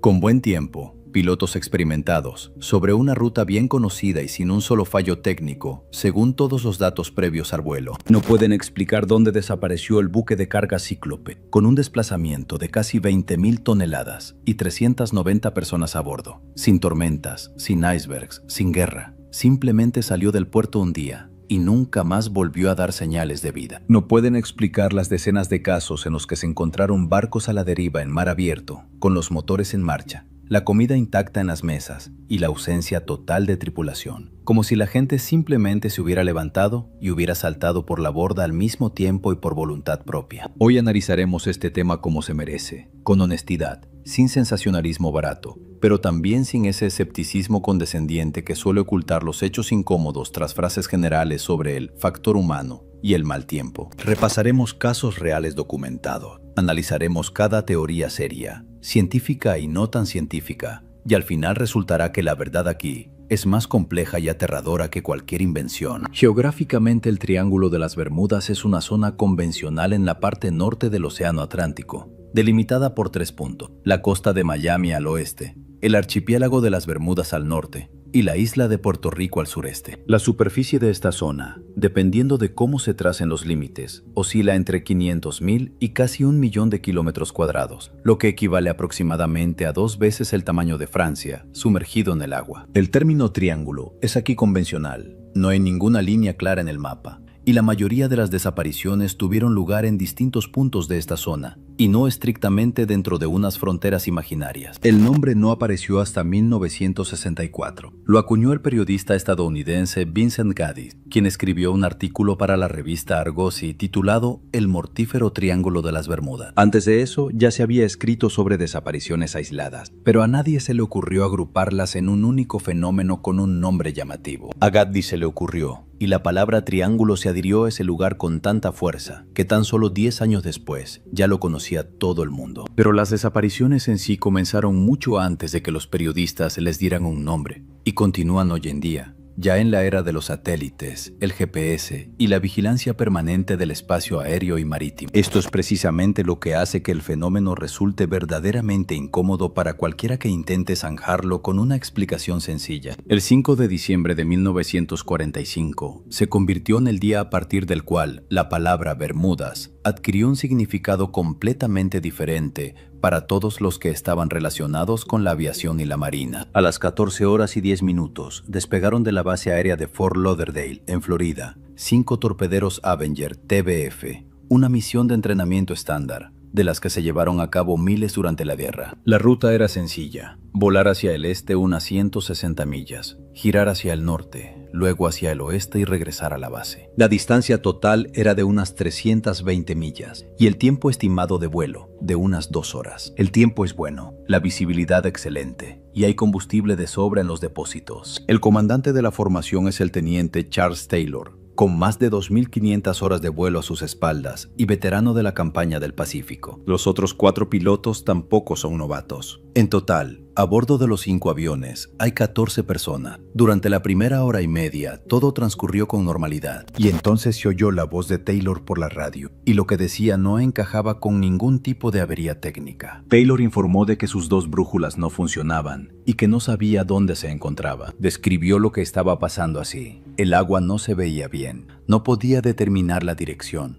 Todo a su alrededor le resultaba desconocido. El jefe de vuelo de la base intentó darle instrucciones. Volar hacia el oeste, hacia la costa. Taylor respondió que no sabía dónde estaba el oeste. La brújula magnética indicaba una cosa, la giroscópica otra, y ambas le parecían poco fiables. Las comunicaciones se prolongaron durante varias horas, con interferencias, cortes de conexión y la creciente sensación de que los pilotos se encontraban en un lugar totalmente distinto al que debían estar. En un momento dado, uno de los otros pilotos de la formación dijo por radio: "Si hubiéramos volado hacia el oeste, habríamos llegado a casa". Taylor no estuvo de acuerdo. Estaba convencido de que se encontraban sobre el Golfo de México, aunque según los cálculos de la ruta, debían estar sobre el Atlántico, al este de Florida. A las 19:04, la comunicación se interrumpió definitivamente. Las últimas palabras que se lograron descifrar por radio, una discusión sobre el rumbo y el combustible. Ninguna señal de socorro, nos estamos estrellando. Simplemente se cortó la comunicación. Inmediatamente salieron aviones de rescate en su búsqueda. Uno de ellos, el hidroavión Martin Mariner, con 13 personas a bordo, despegó a las 20:27 y 23 minutos después también desapareció. Los observadores a bordo del petrolero informaron de que habían visto en esa zona un destello y fuego en el agua,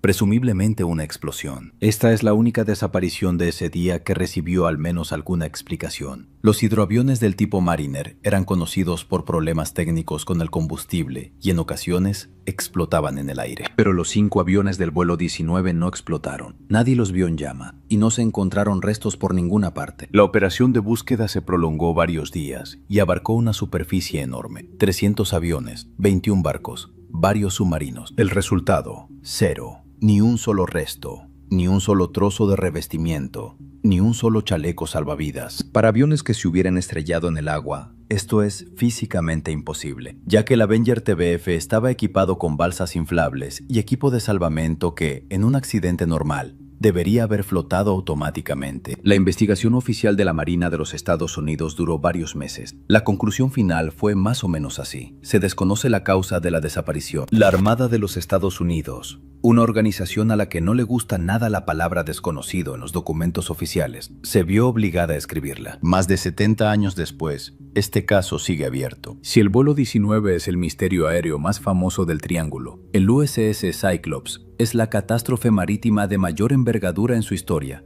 y una de las mayores pérdidas en tiempos de paz de la historia de la Armada estadounidense. Marzo de 1918. Un buque de carga de la Armada de los Estados Unidos, con un desplazamiento de casi 20.000 toneladas, zarpa de Barbados con rumbo a Baltimore. A bordo hay 309 personas y un cargamento de mineral de manganeso. El tiempo es moderado. No hay problemas técnicos, al menos según los datos disponibles en el momento de la salida. Uno de los motores no funcionaba a plena potencia, lo cual era conocido por el mando, pero se consideraba aceptable para esta ruta. El Cíclope no llegó a Baltimore, no estableció contacto, no lanzó ninguna señal de socorro. Simplemente desapareció en algún lugar entre Barbados y la costa este de los Estados Unidos, en aguas que conocían bien y patrullaban regularmente, en plena Primera Guerra Mundial, cuando había una gran cantidad de buques de guerra en la zona. La búsqueda fue a gran escala. Ni restos, ni cadáveres, ni rastros de aceite en el agua. Los archivos militares alemanes fueron examinados minuciosamente tras el fin de la guerra. Ningún submarino alemán informó de ningún ataque contra un buque de ese tipo en esa zona en aquella época. No hubo ninguna tormenta en esa zona que pudiera explicar la desaparición de un barco de tal tamaño. El presidente Woodrow Wilson escribió sobre este asunto. Solo Dios y el mar saben lo que le ocurrió al gran barco. No es una metáfora. Es la postura oficial, porque simplemente no existía otra. El Cíclope tenía 2 buques del mismo tipo, el Neptuno y el Proteus. Ambos también desaparecieron posteriormente en la misma región. 3 barcos del mismo tipo, 3 desapariciones, ni una sola explicación. Entre todos los misterios del Triángulo de las Bermudas, hay una categoría especial: los casos en los que se encuentra un barco intacto, con los motores en funcionamiento y las provisiones intactas, pero sin una sola persona a bordo. Este es, sin duda, el fenómeno más espeluznante de todos los que ocurren en esta zona, porque aquí ya no se puede hablar de averías técnicas ni de tormentas. En diciembre de 1945, el mismo mes que el vuelo 19, frente a las costas de Florida, se descubrió el barco Viento del Sur con el motor en marcha, la mesa puesta y la ausencia total de tripulación. La explicación oficial, que la tripulación abandonó el barco por razones desconocidas, no aclara nada. salvo el hecho en sí. En el año 1969, el yate Tinclair fue hallado a la deriva en el Triángulo. A bordo todo estaba en orden: comida, agua, objetos personales de los propietarios. Los propios propietarios, 3 adultos, no estaban. Nunca se les encontró. Pero el caso mejor documentado de este tipo sigue siendo la historia del barco Ellen Austin, que se remonta al año 1880. Un buque británico avistó en el Atlántico una goleta a la deriva sin tripulación, en perfecto estado, con las bodegas llenas y sin daños visibles. El capitán del Ellen Austin decidió enviar a la goleta una tripulación de captura formada por varios de sus marineros para llevarla a puerto. Los barcos se separaron debido a la niebla. Cuando la niebla se disipó, la goleta volvía a estar a la deriva, de nuevo sin un solo hombre a bordo. El capitán reclutó una segunda tripulación de voluntarios. Volvieron a perder de vista la goleta en la niebla. Cuando la encontraron por segunda vez, estaba de nuevo vacía. Tras esto, el capitán desistió de la idea de llevar la goleta a puerto y siguió su rumbo. A lo largo de 100 años de intentos por explicar lo que ocurre en el Triángulo de las Bermudas, se ha acumulado toda una gama de teorías, desde las estrictamente científicas hasta las francamente fantásticas. Lo interesante es que ninguna de ellas explica todos los casos a la vez, y cada una deja puntos ciegos. Una de las teorías con mayor base científica fue propuesta por el geólogo australiano Joseph Monaghan a finales de los años 90. En el fondo del Triángulo de las Bermudas se encuentran enormes yacimientos de hidratos de metano, gas congelado que en determinadas condiciones puede liberarse bruscamente, creando zonas de menor densidad en la superficie del agua. Si un barco entra en una zona así, pierde flotabilidad y se hunde prácticamente al instante, y tan rápido que la tripulación no da tiempo a enviar una señal de socorro. Los experimentos de laboratorio han confirmado que este mecanismo funciona. Las maquetas de barcos en agua saturada de metano se hunden en cuestión de segundos. Esta teoría explica la repentina desaparición de los aviones y la ausencia de señales de socorro. No explica las desapariciones de aviones.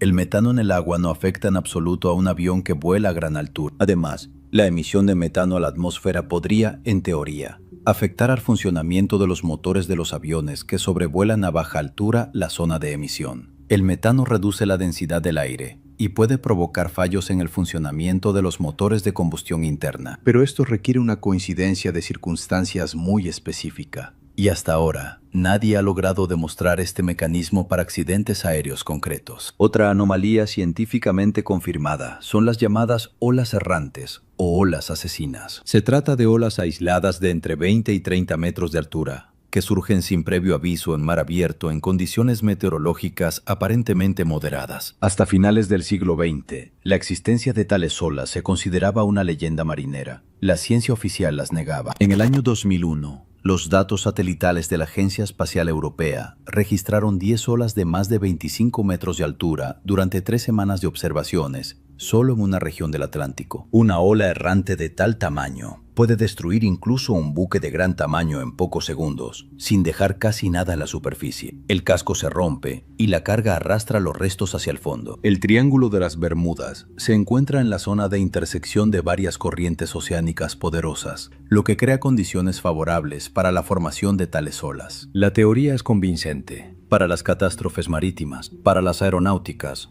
vuelve a no funcionar. Una parte significativa de los testimonios sobre el Triángulo de las Bermudas incluye menciones al fallo de las brújulas y los equipos de navegación. Eso es precisamente lo que describió Taylor en sus últimas comunicaciones, y eso es lo que mencionaron decenas de otros pilotos y marineros que tuvieron la suerte de regresar. Es interesante que el Triángulo de las Bermudas sea uno de los 2 lugares de la Tierra donde el norte magnético y el norte geográfico coinciden. Esto significa que aquí la brújula indica el norte verdadero, sin corrección por la declinación magnética, y un navegante sin preparación que desconozca esta particularidad puede cometer un grave error en el cálculo del rumbo. Pero esto explica los errores humanos de navegación, no las desapariciones en sí. Un avión perdido se estrellará cuando se le acabe el combustible y dejará restos. Un barco que se haya perdido irá a la deriva hasta que lo encuentren. La ausencia total de rastros es ya otra cuestión. Una versión más radical de la teoría electromagnética supone la existencia en esta región de potentes anomalías geomagnéticas capaces no solo de alterar el funcionamiento de los instrumentos, sino también de afectar a las personas, provocando desorientación, pánico y pérdida de conciencia. Algunos investigadores señalan una forma particular del relieve submarino en esta zona y la relacionan con posibles anomalías del campo magnético terrestre. Esta versión sigue siendo una hipótesis. Aún no hay pruebas científicas suficientemente sólidas que la respalden. El Triángulo de las Bermudas se encuentra sobre una de las zonas más complejas del fondo marino del Atlántico.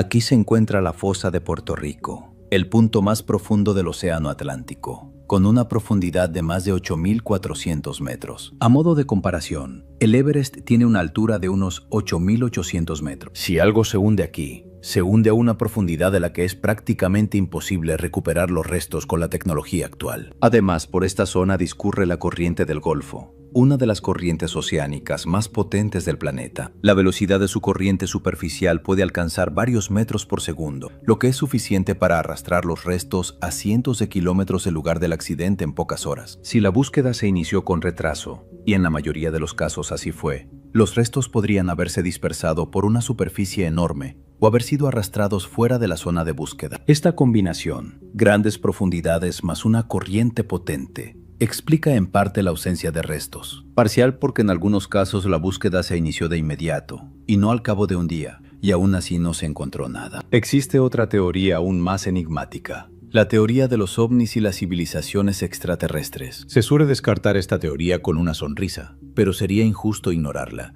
ya que se han acumulado tantas declaraciones de testigos que relacionan el Triángulo de las Bermudas con objetos no identificados que no se puede simplemente hacer caso omiso. Varios pilotos que sobrevolaron esta zona informaron de extrañas luces bajo el agua, no reflejos, sino fuentes de luz que se movían bajo la superficie del océano. Los marineros militares registraban periódicamente en el sonar objetos que se movían bajo el agua a una velocidad que superaba con creces las capacidades de cualquier submarino conocido. Algunos de estos avistamientos se documentaron oficialmente. En los materiales desclasificados de la Armada estadounidense, hay registros de objetos submarinos no identificados en esta región que se desplazaban a velocidades de entre 150 y 200 nudos. A modo de comparación, los submarinos militares más rápidos del mundo alcanzan unos 45 nudos en inmersión. Los defensores de la teoría extraterrestre señalan que, si realmente hay algo en esa zona que no comprendemos, ya sea una base submarina de origen extraterrestre o cualquier otra cosa, las desapariciones de barcos y aviones podrían ser consecuencia de una interacción fortuita con tecnologías desconocidas o de la eliminación deliberada de testigos. Esta idea suena a ciencia ficción, pero un objeto que se desplaza bajo el agua a 200 nudos también suena a ciencia ficción, hasta que lo detecta un sonar militar. Merece una mención aparte la teoría sobre la Atlántida,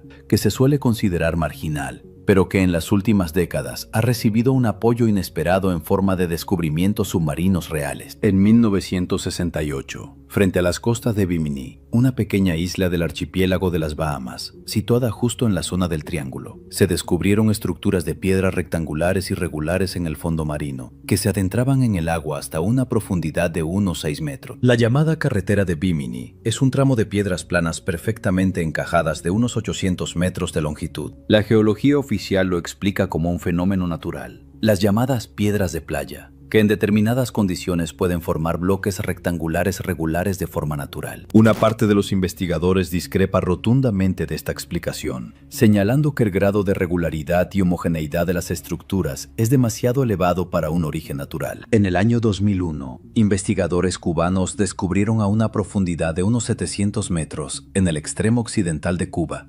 extensas estructuras submarinas que recuerdan a los restos de barrios urbanos, formas geométricas regulares, construcciones simétricas, distribuidas en una superficie de unos 2 kilómetros cuadrados. Hasta la fecha no se ha dado una clasificación oficial a estas estructuras. Nunca se ha organizado una expedición en toda regla para estudiarla. La parte escéptica de este debate tiene argumentos de peso que no se pueden ignorar. El mercado de seguros, Lloyd's of London, que asegura el transporte marítimo en todo el mundo y calcula los riesgos con gran minuciosidad, no considera el Triángulo de las Bermudas como una zona de mayor riesgo para lo seguro. Esto significa que estadísticamente los barcos no se hunden allí con más frecuencia que en otras rutas bien estudiadas del Atlántico. La Guardia Costera de los Estados Unidos ha declarado públicamente que la mayoría de los casos conocidos o bien ocurrieron fuera del Triángulo o bien tienen explicaciones totalmente prosaicas. El investigador Lawrence David Kushner publicó en 1975 un libro en el que analizó la mayoría de los casos conocidos a partir de fuentes primarias, informes de la Guardia Costera, diarios de a bordo y reportajes periodísticos de la época. Descubrió que muchas historias se habían distorsionado al contarla. Las tormentas se convertían en tiempo despejado. Los lugares de los accidentes se desplazaban hacia el interior del triángulo desde otras regiones, y algunos barcos se declaraban desaparecidos, aunque se hubieran encontrado sus restos. Su conclusión: el Triángulo de las Bermudas es, en gran medida, un mito periodístico creado a partir de hechos reales, pero descritos de forma inexacta. Pero aquí está el problema. Incluso después de que Cush eliminara de la lista todos los casos dudosos, varias decenas de desapariciones quedaron sin explicar. Analizó el vuelo 19 en detalle, y su explicación se reduce a un error de navegación de Taylor, más el agotamiento del combustible. Puede que sea cierto, pero no explica la ausencia total de restos, a pesar de que las búsquedas comenzaron de inmediato y abarcaron toda la zona posible. No explica el Cíclope, no explica los barcos encontrados sin tripulación. La postura escéptica es cómoda, pero comete el mismo error que atribuye a los defensores de lo paranormal. Es selectiva a la hora de manejar las pruebas. Sería incorrecto hablar del Triángulo de las Bermudas solo como una historia del siglo pasado. Las desapariciones continúan. Simplemente se escribe menos sobre ellas porque el tema se considera manido y los periodistas prefieren nuevas sensaciones. En octubre de 2005, una pequeña avioneta Cessna despegó de las Bahamas con rumbo a Florida y no llegó a su destino. El tiempo era normal, el piloto era experimentado y el avión estaba en perfectas condiciones técnicas. No se encontró ni el avión ni el piloto. En el año 2017, una lancha con 3 pescadores a bordo zarpó del puerto de Miami y no regresó. Las búsquedas se prolongaron varios días. Solo se encontró un bidón de combustible a la deriva a varias decenas de millas de la ruta prevista. En el año 2021, se registraron en la zona del Triángulo varios casos en los que pequeñas embarcaciones se pusieron en contacto para informar de que todo su equipo de navegación había dejado de funcionar al mismo tiempo y luego llegaron sanas y salvas a la costa. No se trata de desapariciones, pero esto demuestra que las anomalías de navegación en esta zona no han cesado con el desarrollo de la tecnología. El GPS sigue fallando aquí, y esto está documentado por un número suficiente de fuentes modernas. ¿Qué está pasando realmente en este lugar? La respuesta sincera a esta pregunta es: no lo sabemos. No porque no lo hayamos estudiado, sino porque el océano, especialmente en sus zonas de gran profundidad, sigue siendo uno de los espacios menos estudiados del planeta. La fosa de Puerto Rico solo se ha cartografiado en detalle en las últimas décadas. El relieve submarino de toda la zona del Triángulo está mucho menos estudiado que la superficie de la Luna. No es una exageración, es un hecho literal que repiten con frecuencia los empleados de la NOAA. La hipótesis científica más probable es la siguiente. La mayoría de las desapariciones se explican por una combinación de varios factores simultáneos: emisiones de metano, ondas errantes, fenómenos meteorológicos extremos característicos de esta región y un relieve submarino particular que absorbe los restos a grandes profundidades, haciéndolos prácticamente imposibles de encontrar. No hay nada sobrenatural en esta explicación y resulta bastante convincente para la mayoría de los casos. Asimismo, existen testimonios de un número bastante elevado de marineros y pilotos experimentados sobre fenómenos que no encajan en el marco de los fenómenos naturales conocidos. Eso es todo lo que sabemos a día de hoy. Y sinceramente,